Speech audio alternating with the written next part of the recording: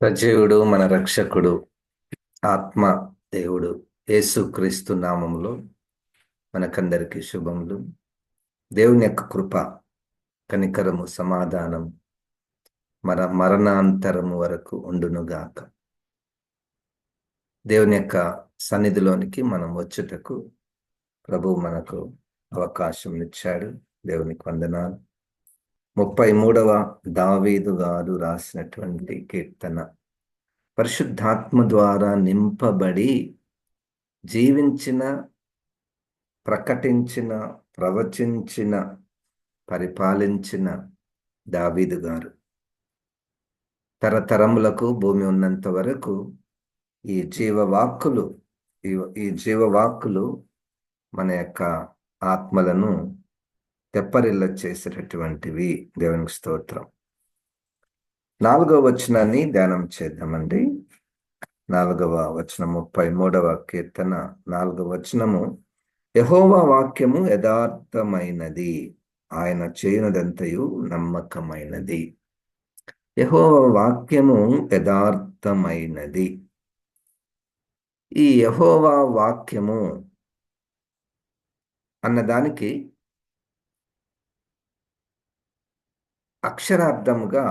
అక్షరార్థముగా మన చేతిలో ఉన్నటువంటి పరిశుద్ధ గ్రంథము. ఇది యెహోవా వాక్యము. ఆత్మానుసారముగా ఆత్మయయున్న యేసుక్రీస్తే యెహోవా వాక్యము. యెహోవా వాక్యము. ఆ నిజమైనటువంటి యెహోవా వాక్యమునకు అనగా దేవుడే వాక్యం. ఇది ఒక గుర్తు లేదా ఇదొక సూచన. ఇది ఒక ఛాయ. ఈ ఛాయ లేదా ఈ నీడ నిజమైనటువంటి యేసుక్రీస్తు దగ్గరికి మనల్ని తీసుకొని వెళ్తుంది. ఆత్మస్వరూపైనటువంటి యేసుక్రీస్తుని చూపించే గ్రంథము. యెహోవా వాక్యము యథార్థమైనది. ఈ యథార్థమైనది అన్న పదానికి ఇట్స్ ప్యూర్, ఇట్స్ ట్రూ అన్న అర్థాలు కూడా మనము చెప్పవచ్చును. సత్యమైనటువంటిది, పరిశుద్ధమైనటువంటిది, లేదా నమ్మదగినటువంటిది. యెహోవా వాక్యము యథార్థమైనది. దావీదు గారికి దేవుని యొక్క వాక్కు బాగా సుపరిచితమైన దేవుని మాట చాలా సుపరిచితం. పరిశుద్ధాత్మ ద్వారా ప్రేరేపితుడై దేవుని మాటలో ఉన్నటువంటి శక్తిని ఆయన అనేక మార్లు తన కీర్తనల్లో ప్రస్తావించడం జరిగినది. దేవుని యొక్క మాటలో ఉన్నటువంటి ఆ శక్తి అంటే 119వ కీర్తనలో 11వ వచనం. మనకు ఇది చాలా అవసరమై ఉన్నటువంటి మాట. 119వ కీర్తన అంతా కూడా దేవుని శాసనములు, దేవుని యొక్క ఆజ్ఞలు, ధర్మశాస్త్రము, ఇవన్నీ కూడా చాలా అనేక మార్లు అనేక రూపాలలో దేవుని యొక్క వాక్యము మనం చూడవచ్చు. అయితే 11వ వచనంలో చూడండి. 11వ వచనంలో, నీ ఎదుట నా పాపము చేయకుండునట్లు నా హృదయములో నీ వాక్యము ఉంచుకొని ఉన్నాను. ఇది చాలా మనకు అవసరమైనటువంటి మాట. నీ ఎదుట నేను పాపము చేయకుండునట్లు. అంతకుముందు 51వ కీర్తనలో ఏం చెప్పాడు? నీ ఎదుటనే నేను పాపం చేసి తిని. నీ ఎదుటనే పాపం చేసి తిని. ఇప్పుడు నాకొక ఆయుధం దొరికింది. దేనికి? పాపము చేయకుండునట్లు. నీ ఎదుట నేను పాపము చేయకుండునట్లు నా హృదయములో నీ వాక్యము ఉంచుకొని ఉన్నాను. మనమందరం కోరుకునేటటువంటిది కూడా అదే. యేసుక్రీస్తుని సొంత రక్షకునిగా అంగీకరించినటువంటి వారికి ఆత్మ ముద్ర వేయబడింది కాబట్టి వాళ్ళెప్పుడు కూడా నేను పరిశుద్ధంగా ఉండాలి, పరిశుద్ధంగా ఉండాలి, పాపము చేయకూడదు అన్న మనసుతో ఉంటారు కదా! అయితే వారికి ఒక ఆయుధం ఏంటంటే, పాపం చేయకుండా ఉండడానికి హృదయములో వాక్యమును ఉంచుకొనుట. హృదయములో వాక్యమును ఉంచుకొనుట అది మన చేతిలో లేదు. మైండ్‌లో వాక్యం ఉంచుకొనుట ఉంది. మైండ్ మనం బాగా చదివితే ఆహ్, బాగా కష్టపడి వాక్యాన్ని చదివి గుర్తు చేసుకొని మరలా మరలా జ్ఞాపకం చేసుకుంటూ ఉంటే మైండ్‌లో వాక్యం ఉంటది. మరి హృదయములో వాక్యము అదెట్లుంటది? రండి హెబ్రీ పత్రిక 10వ అధ్యాయము. హెబ్రీ పత్రిక 10వ అధ్యాయము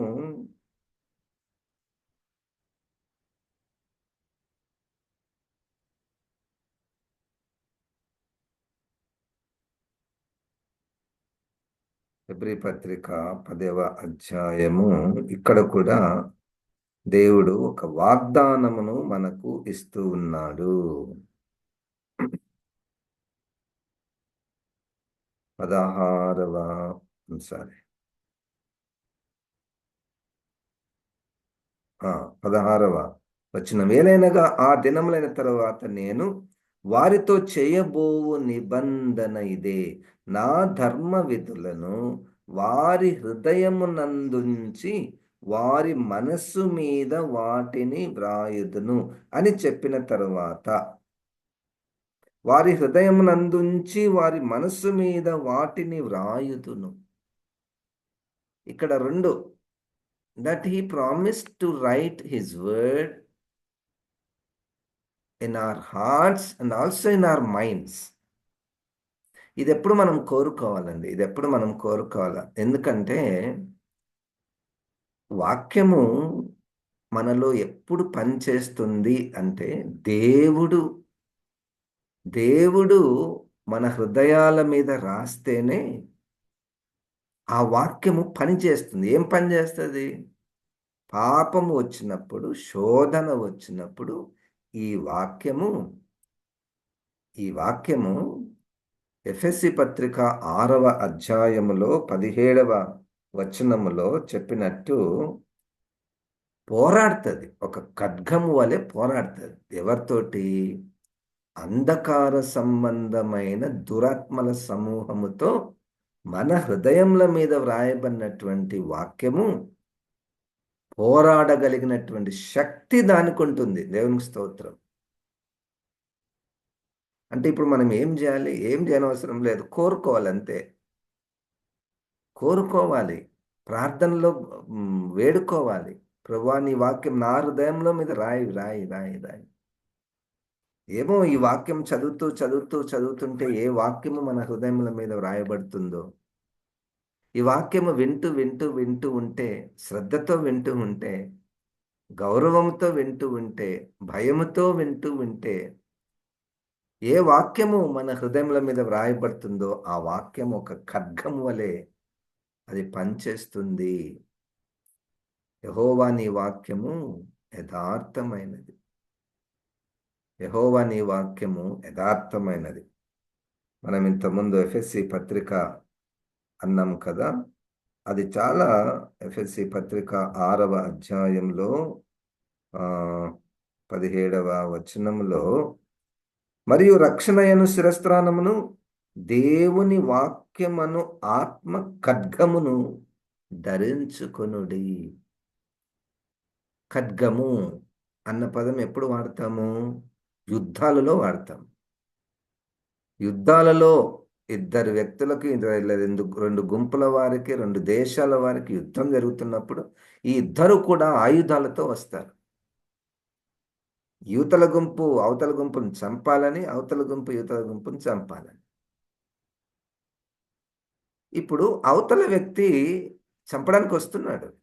గర్జించు సింహం వలె మనల్ని అనేక రూపాలలో విశ్వాసం నుండి తొలగించాలని, యేసు ప్రభువు మీద అవిశ్వాసము ఉండాలని, అనేక పాపంలో పడవేయాలని, రకరకాలుగా రోజు పోరాటం. మరి ఈ పోరాటంలో మనం కూడా యుద్ధం చేయాలి కదా. మనం యుద్ధం చేయాలంటే మన కాడ ఏముంది? మన కాడ ఏముంది? ఏ ఏ మాట హృదయంలో వ్రాయబడింది అది ఆయుధం అవుతుంది. అది ఆయుధం అవుతుంది. అది ఆత్మ ఖడ్గం అవుతుంది. దేవునికి స్తోత్రం. ఆత్మ ఖడ్గము. గనక దేవుని వాక్యము యథార్థమైనది. అందుకని ఈ దావీదు గారు వాక్యం గురించి చాలా చాలా రాస్తూ ఆయన అంటాడు, దేవా నీ వాక్యం నాకు కరెక్ట్‌గా అర్థం కావడం లేదు. ఆ! ఈ వాక్యము అర్థం కావాలన్నా గాని నువ్వే నాకు సహాయం చేయాలి అని 119వ కీర్తన 20 18వ వచనము. 119వ కీర్తన, నేను నీ ధర్మశాస్త్రమునందు ఆశ్చర్యమైన సంగతులను చూచునట్లు నా కన్నులు తెరువుము. ఇది కూడా మన ప్రార్థనలో భాగమై ఉండాలి. వాక్యం వినేటటువంటి వారు గాని, బోధించేవారు గాని. నిన్నటి దినం ఒక సాక్ష్యం వింటున్నాను నేను. ఆ సాక్ష్యంలో ఒక సేవకుడు ప్రసంగానికి వెళ్తూ రాత్రి ప్రభువా ఏడుస్తున్నాడండి. ప్రభువా నీ స్వరం నాకు రాలేదు, రాలేదు. నీ స్వరం నాకు ఇంకా నీ వాక్యం నాకు రాలేదు.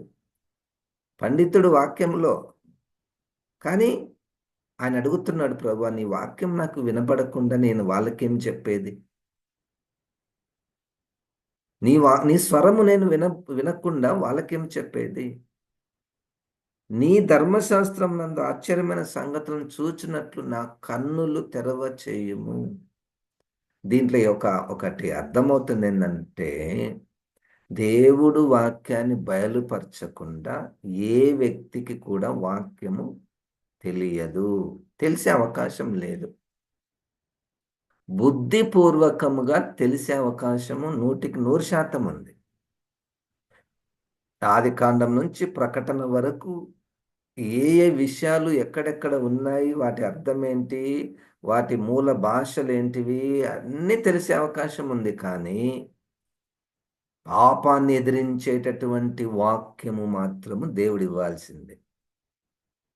అపవాదిని ఎదిరించే వాక్యము మాత్రము దేవుడు మన హృదయాల్లో రాయాల్సిందే. వాక్యము మన చేతుల్లో పెట్టుకోవడానికి ఉండదది. ఆయన దయతలిచి మన మన మన మన అవసరత అంటే మనం దాని అది కావాలన్నటువంటి తాపత్రయము, అది లేకపోతే నేనెక్కడ జీవించేది?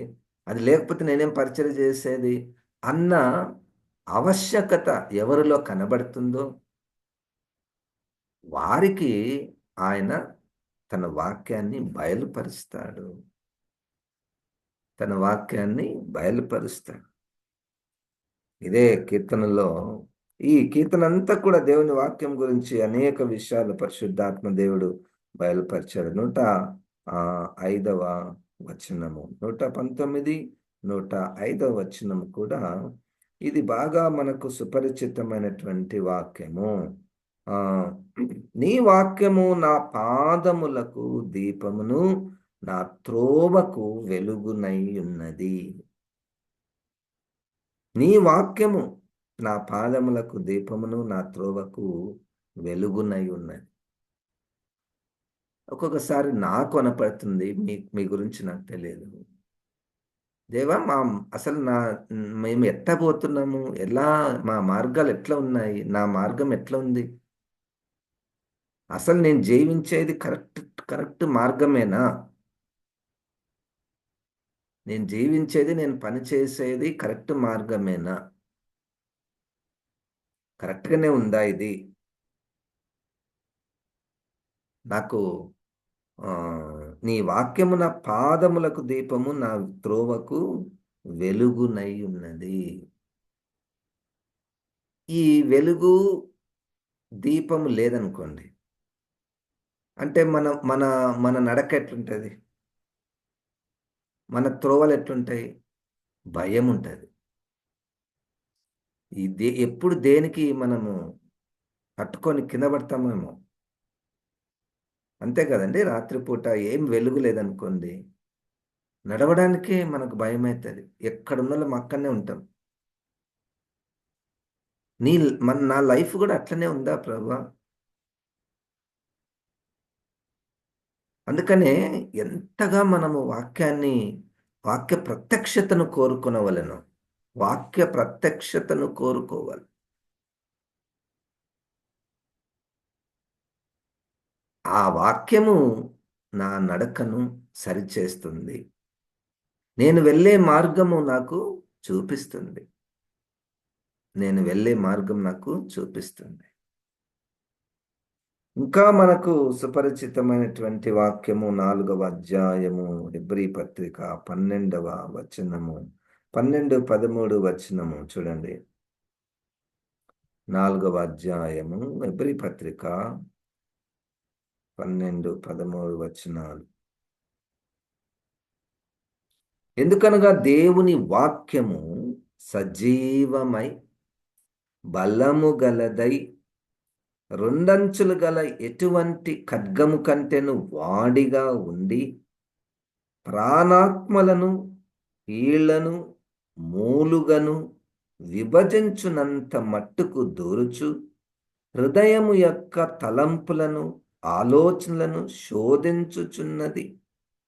మరియు ఆయన దృష్టికి కనపడని సృష్టము ఏదియూ లేదు. మనమెవనికి లెక్క చెప్పవలసి ఉన్నదో ఆ దేవుని కన్నులకు సమస్తమును మరుగులేక తేటగా ఉన్నది. ఇక్కడ 12వ వచనములో వాక్యము అన్న పదం ఉంది. 13వ వచనములో ఆయన అని వ్రాయబడింది. ఇవి రెండు ఒకటే. వాక్యము అన్న ఒకటే, ఆయన అన్న ఒకటే. వాక్యము అన్న ఒకటే, దేవుడు అన్న ఒకటే. వాక్యము అన్న ఒక్కటే, యేసుక్రీస్తు అన్న ఒక్కటే. ఈ యేసుక్రీస్తు సజీవమైనటువంటి వాడని, బలమైనటువంటి వాడని, ఈ యేసుక్రీస్తు యొక్క అంటే ఆయన ఎక్కడి వరకు వెళ్ళి మన జీవితంలోనికి వెళ్ళి మనలో ఉన్నటువంటివన్నీ బయటికి తీసుకొని రాగలడు. అంత శక్తిమంతుడు యేసుక్రీస్తు. అంత శక్తిమంతుడు యేసుక్రీస్తు. అందుకనే ఈ వాక్యం చాలాసార్లు అద్దము వంటిది అనే పదం మనం వాడుతుంటాం. అద్దం ముందు నిలబడితే మనం ఎట్లా ఉన్నామో మనకు కనబడుతుంది. మన జీవితం కనబడుతుంది. Is it so that when you read the scriptures that your life is shown? Is it so that when you are preaching that your life is probed? ఈ వాక్యం నేను బోధిస్తున్నప్పుడు నా జీవితములోనికి ఇది వెళ్ళి నా జీవితము తలంపులు, నా ఆలోచనలు, నా క్రియలు, నేను ఎప్పుడు ఏం చేయాలి, ఈరోజు ఏం చేయాలి, ఇది చేసేది కరెక్టా కాదా అన్నటువంటిది ఏమన్నా అది వర్కౌట్ అవుతుందా? పని చేస్తుందా? పని చేస్తుంటేనే దాని వాక్యం అంటారు. ఆ పని చేస్తుంటేనే దాని వాక్యం అంటారు. లేకపోతే it's like any other book. అనేక పుస్తకాలలో ఇది ఒక పుస్తకము, లేదా మంచి పుస్తకము, గొప్ప పుస్తకము, చరిత్ర పుస్తకము, చాలా రకరకాల మంచి మంచి పదాలు వాడొచ్చు దీనికి. But it is called the word of God only when it exposes our lives, only when it evaluates our lives. మన జీవితాన్ని చూపించేది మన హృదయాలను చూపించేది. హృదయాంతరంగములను చూపించును, దానిలోని చీకటినంత కాల్చివేయును. హృదయాంతరంగములను చూపించును, దానిలోని చీకటినంత కాల్చివేయును. అపవాదిని ఎదిరించే ఆత్మ ఖడ్గము, అపవాదిని ఎదిరించే ఆత్మ ఖడ్గము. చూడండి, ఆ? హృదయాంతరంగములను చూపించేది, దానిలోని చీకటినంత కాల్చివేసేది. నీ మాట అగ్ని వంటిది కాదా? నీ మాట అగ్ని వంటిది కాదు. ఆత్మను ఎదిరించే ఆత్మ ఖడ్గము వంటిది కాదు. దేవునికి స్తోత్రం. మనకు తెలియకుండానే అపవాది తంత్రములను మనం ఎదిరిస్తామండి. వై, వెన్, ఎప్పుడు అది జరుగుతుంది? వాక్యము మన హృదయముల మీద రాయబడినప్పుడు. అందుకనే before you read or hear the word of God, before you preach word of God, let us pour out our hearts before the Lord too. మనం ఆయన ఎదుట కుమ్మరించుకొని, ప్రభా నీ వాక్యము నాకు బయలుపరచు, ప్రత్యక్షపరచు, నా హృదయం మీద వ్రాసేయి. మనకు తెలియకుండానే ఆ వాక్యము అపవిత్రతను అసహించుకుంటుంది, అపవాది తంత్రములకు పారిపోతుంది, అపవాది తంత్రములను ఎదిరించే ఆత్మ ఖడ్గంగా తయారవుతుంది. మీకు మీ అనుభవమే కదా, ఎన్నిసార్లు మీరు ఎన్ని పాపాలకు అసహించుకుంటారు? ఏ ఏ అపవిత్రతను, ఏ ఏ తప్పిదాన్ని నువ్వు అసహించుకుంటున్నావు? వై? ఒకప్పుడు అదంటే చాలా ఇష్టం, ఆ పాపం చేయడానికి చాలా ఇష్టపడేవాడిని. ఇప్పుడు నాకు అసహ్యము. ఎట్లా? ఏమైంది? లోపల వాక్యం అనే ఖడ్గం ఉన్నది, లోపల వాక్యం అన్నటువంటి అగ్ని ఉన్నది. అది పనిచేసి అపవిత్రతను ఎదిరిస్తుంది, అపవిత్రతను ఎదిరిస్తుంది. ఆ వాక్యమే యేసుక్రీస్తు. అపోస్తలులు జీవించిన కాలంలో వాళ్ళ దగ్గర బైబిల్ లేదు, వాళ్ళ దగ్గర ఇంత బైబిల్ లేదు. బైబిల్ లేనటువంటి వారే పరిశుద్ధంగా జీవిస్తే, ఆ,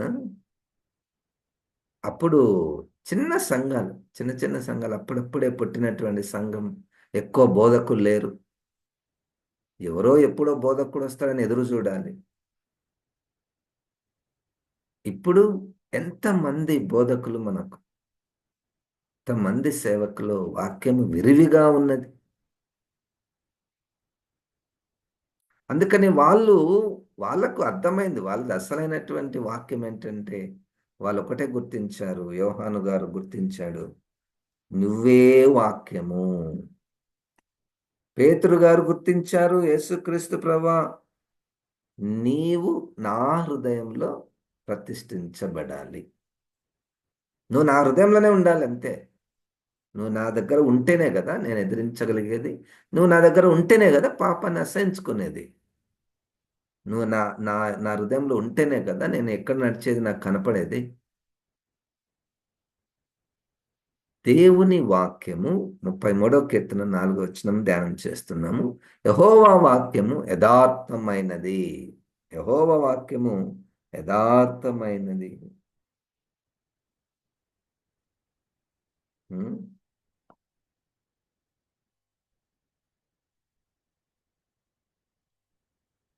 ఇక మనకు బాగా సుపరిచితమైనటువంటి వాక్యము 2వ తిమోతి పత్రిక 3వ అధ్యాయము 16, 17 వచనాలు.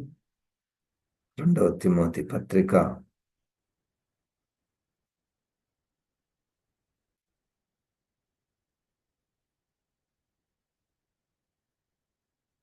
దైవజనుడు సన్నద్ధుడై ప్రతి సత్కార్యమునకు పూర్ణముగా సిద్ధపడి ఉన్నట్లు దైవావేశము వలన కలిగిన ప్రతి లేఖనము ఉపదేశించుటకును, ఖండించుటకును, తప్పుదిద్దుటకును, నీతి అందు శిక్ష చేయుటకును ప్రయోజనకరమై ఉన్నది. దైవావేశము వలన కలిగిన ప్రతి లేఖనము, దైవావేశం కలిగినటువంటి ప్రతి లేఖనము ఇది ఉపదేశించుటకు, బుద్ధి చెప్పుటకు, ఖండించుటకు, తప్పుదిద్దుటకు, నీతి యందు శిక్ష చేయుటకు ప్రయోజనకరమై ఉన్నది. దేవునికి స్తోత్రం. ప్రయోజనకరమై ఉన్నది. మన మన లైఫ్కి మన ఫెయిత్కి, మన జీవితంలో చేసే ప్రతి పనికి, పరిచర్యకు ఆధారము దేవుని వాక్యము. అది మనకు దిక్సూచి. దిక్సూచి అన్న పదము సముద్రాలలో ఓడలు ప్రయాణం చేస్తున్నప్పుడు సముద్రంలో ఉన్న వారికి చుట్టూ చూస్తే ఎక్కడ కూడా బౌండరీ కనపడదు, హద్దు కనపడదు. హద్దు కనపడకపోతే ఎట్లా అన్ని నీళ్ళే కదా. మనకున్నట్లు భూమి మీద రోడ్లు ఉన్నట్లు రోడ్లు మనకు ఈ రోడ్ ఇక్కడ, ఈ రోడ్ ఇక్కడ అని కనపడుతుంది. అన్ని నీళ్లు ఉంటాయి అక్కడ. ఏ రోడ్ ఎక్కడ పోతుంది, అసలు ఈ షిప్ ఎక్కడ ఏ డైరెక్షన్లో ఉందో కూడా తెలియదు. అప్పుడు దిక్సూచి అనేది వాడతారు. ఏ డైరెక్షన్లో మనం పోతున్నాము, ఆ దిక్సూచి కోణాన్ని కూడా చూపిస్తుంది. డైరెక్షన్ అంటే 4 డైరెక్షన్లు మాత్రమే కాదు, తూర్పు, పడమట, ఉత్తరం, దక్షిణం.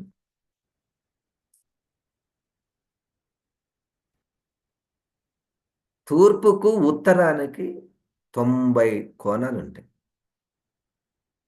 90 కోణాలను ఆ దిక్సూచి చూపిస్తుంది. కొంచెం ఇటు పోయేది, ఇట్లా పోవలసింది ఇట్లా తిరిగినా కానీ అది ఎటో పోతుంది. అసలు ఎటో పోతుందంటే ఇంకా అది చాలా కష్టం, నష్టము. ఒక్క కోణము తప్పుగా ఎంచుకుంటే ఆ డైరెక్షన్ ఎంతో నష్టము, ప్రమాదాలు కూడా.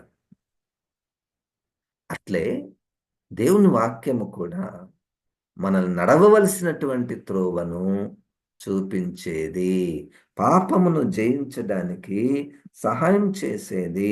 దేవునికి స్తోత్రం, హల్లెలూయా.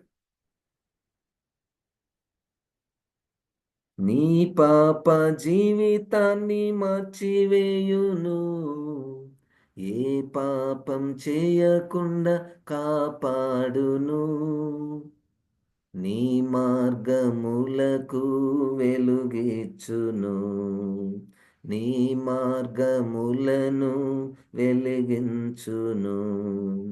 హల్లెలూయా, హల్లెలూయా, హల్లెలూయా, హల్లెలూయా. బంగారం కంటే ఎంతో శ్రేష్టమైనది పరిశుద్ధమైన బైబిలు గ్రంథము. పరిశుద్ధాత్మ దేవుడు తన మాటను, యేసుక్రీస్తుని మన హృదయంలో వ్రాయునుగాక, నాటునుగాక.